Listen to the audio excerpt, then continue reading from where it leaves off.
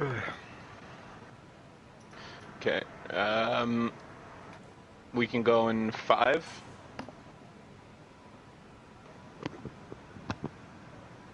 Go. Alrighty, we are live, ladies and gentlemen. Hello and welcome. It is time for round 6 of the ISRL Division 1 Championship, and we are here at the Russian Grand Prix at the Sochi Autodrome, and my goodness, I am excited to kick things off. Hello and welcome, everybody. My name is Fallen Monkeys, back here in the commentators booth, joined back once again by ISRL Knight here with the co-commentators. And as we're just getting set for our short qualifying session, Knight, how you doing? How you feeling here today? I'm doing all right. I do hope we have a good race on our hands here. The Division 2 race was certainly interesting near the end, and Division 3 had an absolute. I would go as far as calling it a classic already. And of course, I think we all know about what happened there this morning with the real life racing. So no doubt that we're in for a pretty good treat here today. If the trend that we've seen keeps up, I'm excited. There's a lot of guys looking to make an impact, a lot of guys looking for some comeback races as well, maybe having some more disappointing performances lately. We should see a big shakeup across the grid, and if everything goes well, a absolutely fantastic race. Oh yeah, and I'm expecting a fantastic race myself. It's like you mentioned, Knight. It's been just a full day of great, fantastic racing here at ISRL, and of course in the real life Russian Grand Prix, and I'm sure here in Division 1, where we've got the best of the best here at ISRL, it's going to be no different. Now, as we're just getting ready to truly kick off our short qualifying session, I'm just gonna jump quickly on board with Mark, and I'll take us through just a quick lap here. So of course, coming through turn 1, it's a little bit of a kink, not much of a corner here, but it is an official turn nonetheless. The first true turn here is turn 2. You want to watch out those sausage curves on the left-hand side, on the outside. Maximize the exit to bring you to the sweeping left-hander of turn 3. You can see Mark's hugging the inside line. That's exactly what you want to do, leading in to turn 4 here. Now, this section at the end of Sector 1, starting at Sector 2, it's very tricky, and this is where I'll bring up a lot of track limits. Through these 90-degree corners, you're trying to maximize the line. You're cutting the curves a little bit. Definitely legal, but you gotta watch out a little bit, especially on the exits. Like you can see, Mark getting close on a lot of occasions, but he's able to just keep it within the white lines, keep it valid through there, down the, I'll call it the long back straight of the track. Not much of a straight as it sweeps right and left, but into nearly a blind right-handed corner. Quickly on the brakes, on the power though, through the left hand. Watch out for the rear end there. Through into the final few corners, a couple 90-degree corners to go. A left-hander, a right-hander, and 2 more right-hand corners to round out the lap. And as Mark comes around the line, or comes across the line, I should say, it's a 131.1 on the medium tires here for the Williams Racing driver to kick off our qualifying session. Now, as I switch over to some of the other drivers, I'm seeing a lot of drivers opting for the softs. Some, like Ryan Malta, like Mark, looking for more of the medium tire here. Now, I want to get your expertise, Knight, on this in terms of the strategy. Do you think you're better off starting on the softs, or do you think there's a bit more of an advantage here in Sochi, starting on the mediums and going a little bit longer here? Well, you can, it kind of depends on how many safety cars we get. That's what Division 2 showed for sure. You can do a soft-medium strategy around here. The mediums will absolutely last a long time around this track. So tires, not going to be the issue here. It's going to be how much heat they can keep. There is going to be some problems with overheating for some drivers. And so it's less how much wear they end up with, but more how much you can keep them in that optimal temperature window and not lose any grip as you make it through the long long runs in the race. For qualifying, though, absolutely no issues. We might even see some double laps here from some people going back to back just to get extra temperature in the tires. Might especially Oh my show up. goodness! Sorry, Yeah. I was Oh, ready good. to. I was ready to transition here into a driver we all know and love returning, but not quite the debut he was hoping for here on stream. Chapelelli, who's the defending champion, back here in that Alfa Romeo, but not really having the best lap there as he clips a little bit too much of the curb and hits the wall, and that's the end of his qualifying. So already he's in for a challenge as he's gonna have to start from the back of the field. Sorry about that. That's all good. I mean, we've seen drivers start from the back of the field and make successful runs through, and not just around Sochi, but it's just this season in general. And with the grid as close as it is, the well-timed safety car, a well-timed pit stop could be all you need to get yourself back into this race. And it's not over for Chapelele. It's definitely an uphill battle, but he's still got something in there.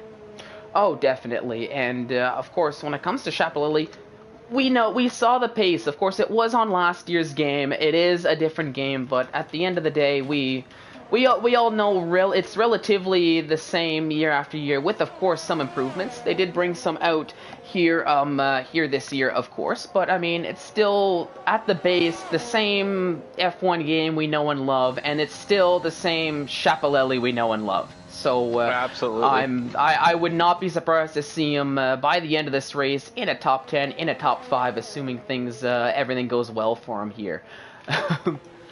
No, it's going to be, I think, more or less qualifying as expected. The usual pundits should be up there, guys like Wouter and Izzet, who are already P1 and P2 in qualifying. But we cannot forget certain people that might surprise us. AJ Wuhan's had a good streak of qualifying lately, as has guys like Nathan JB and Ryan Malta. So could we see some challenges from guys that are currently a little bit further down the field? Who knows? They're about a second off provisional pole right now, so they certainly have their work cut out for them.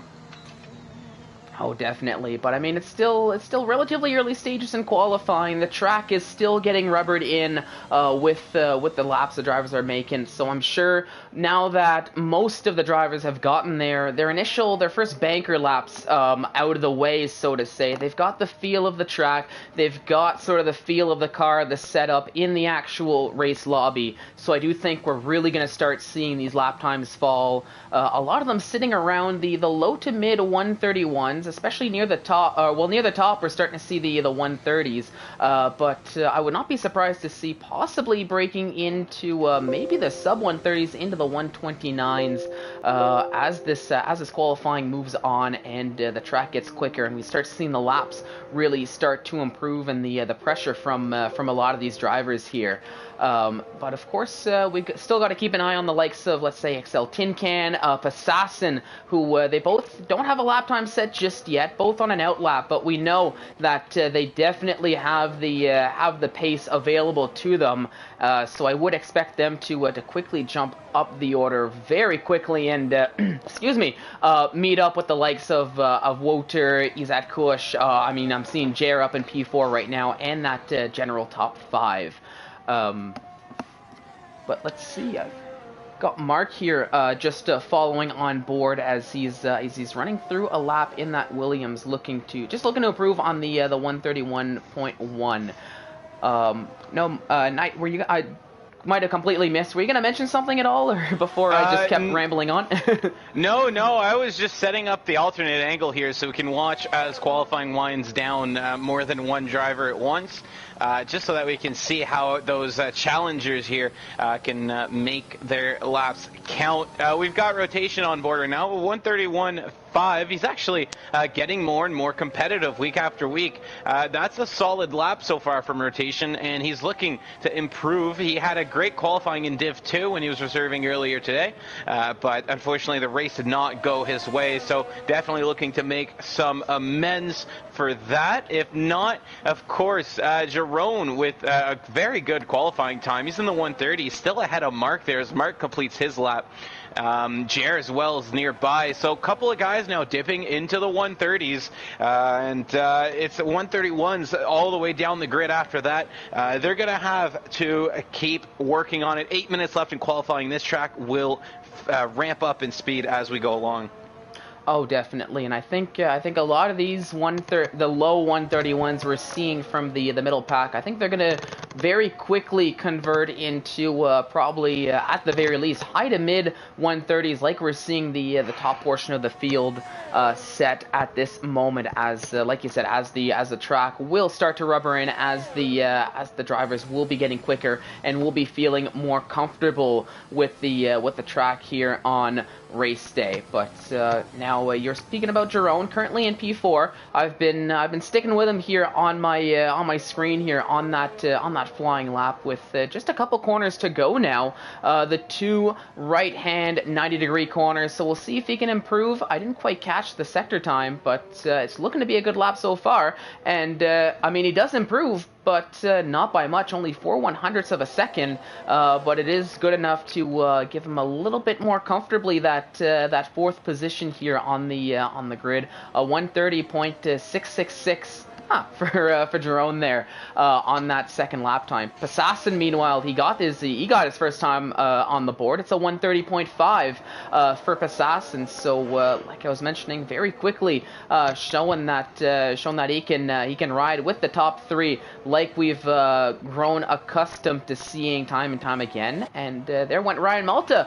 You were talking about him previously. He goes ahead and takes P3 from Passassin here with that 130.494 with his second lap.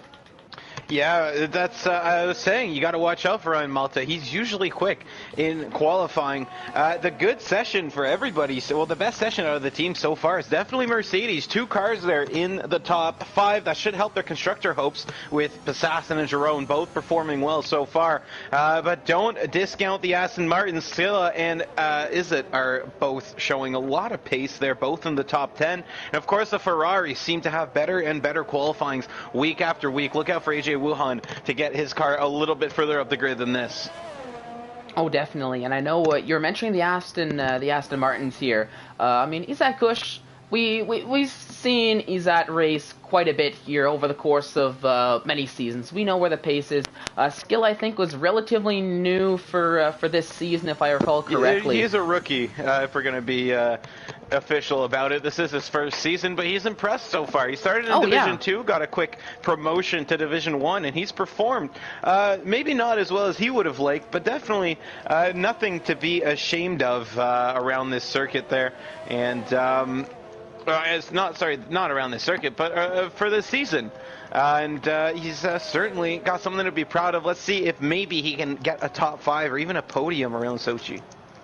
Yeah, I mean, currently sitting down in 10th, albeit he is in the pits. He is in the pits right now, but I think, like most of the drivers here, with the time ticking down, a little under 5 minutes to go, and this is something we see a lot here in Division 1, or a lot more in this division than we do see in the previous divisions.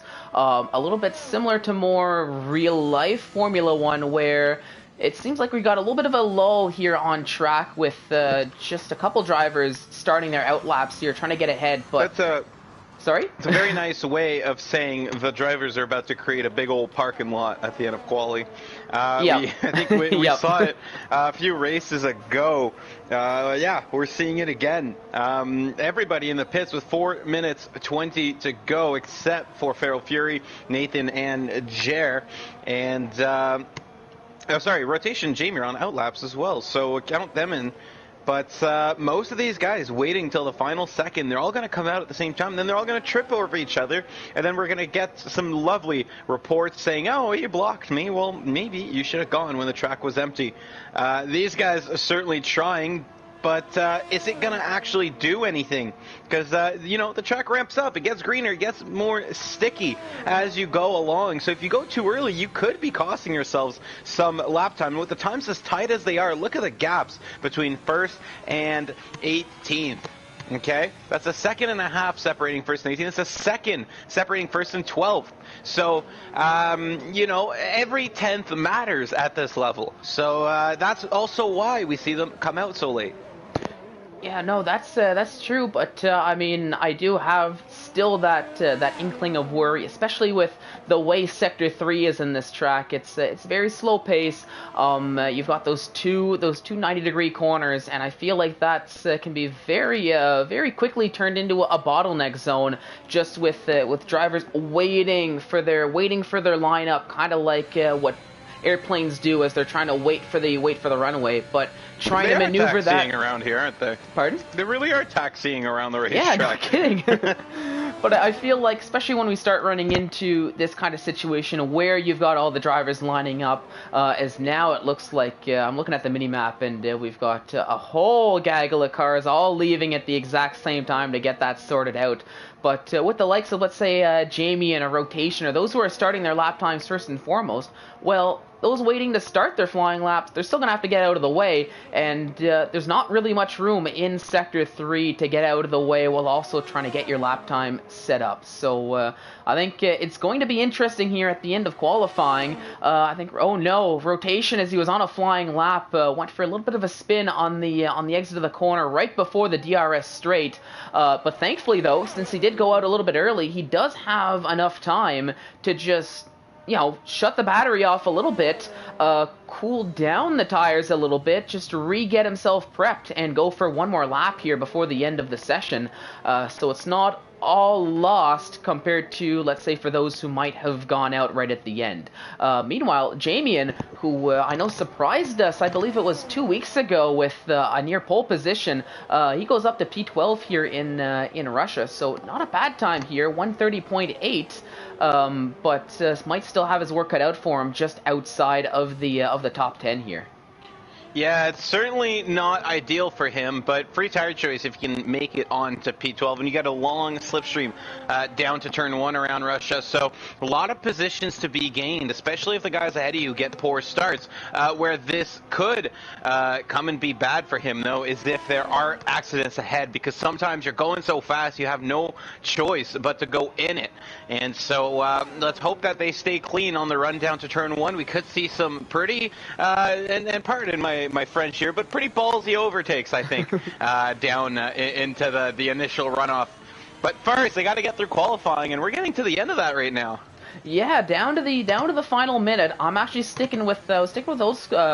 I was about to say old school cool, but it is just old school 3000 in the Alfa Romeo. But I think he might have actually just abandoned that lap, and he's gonna get himself quickly set up to go for one more here coming around the final corner. Nearly 6 seconds slower there. So something did not quite work out for him here. Was getting a little bit worried about the park up there, starting to see those yellow flags in Sector 3. But it seems like that's since been resolved. Drivers are fine with the amount of room being left. Look at the minimap here. There's some cars. I see an Aston Martin, and I believe that's an Alpine.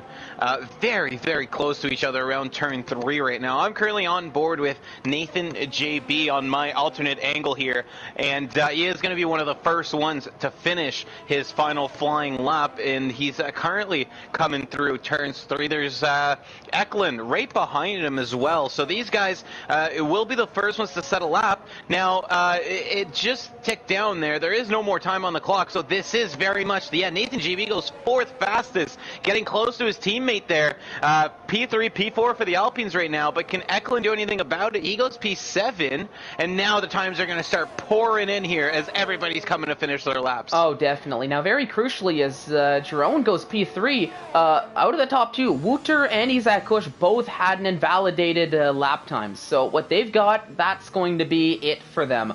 Jer, on the other hand, who's running in 4th, we all know Jer, and we know and love Jer, I should say.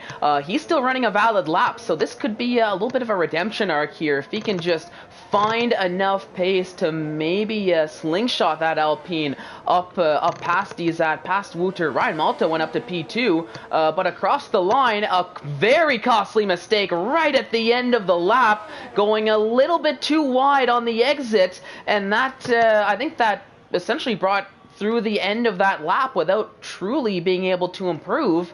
And I think just like that, that's going to be the end of qualifying, with Wouter and the Ferrari hanging on for pole position as Passassin has an invalidated lap diving into the pits. And 500ths is the gap between Malta and Wouter right now. 500ths at the top. And then you'll look through the order. P18 is less than a second away. So this grid is very close, and I don't think anybody's going to be given an inch on this start.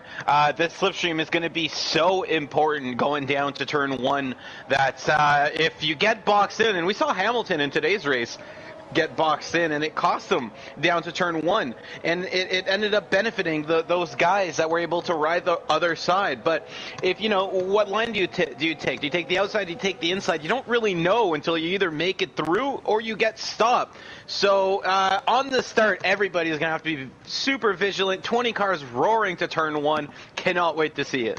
Oh, neither can I. It's going to be a good start, and from what I've seen, the slipstream, you keep mentioning it, but of course it is a thing, and it's very powerful here around Russia. From what I've seen here in the comms booth, in the seat of the Red Bull in Division 4. So it is something that I feel we're going to see a lot of shakeups here going into the true turn 1, not what the FIA considers to be turn 1 here.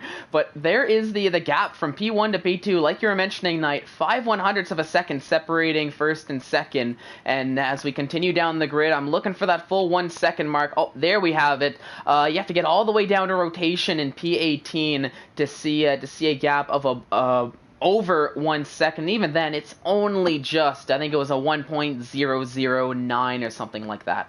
But as qualifying's come to a close, we're moving on to the race, and not quite nearly as sunny as it was in qualifying. A lot of cloud cover has creeped in. I'm not too sure. I don't quite have the chat open or anything on my end, so I don't know, Knight, if you've got any insider information from the pit wall on the weather report, or if we're gonna be left guessing like they sometimes love to do for us here. We don't have any right now. No drivers has let us know what kind of weather we're expecting. But, yeah, like you said, the clouds coming in. It happened in Div 2. It could be that we're in for a little bit of rain here. We're not going to know at this point in the comms booth unless one of the drivers tells us, or we start seeing rain on the screen. So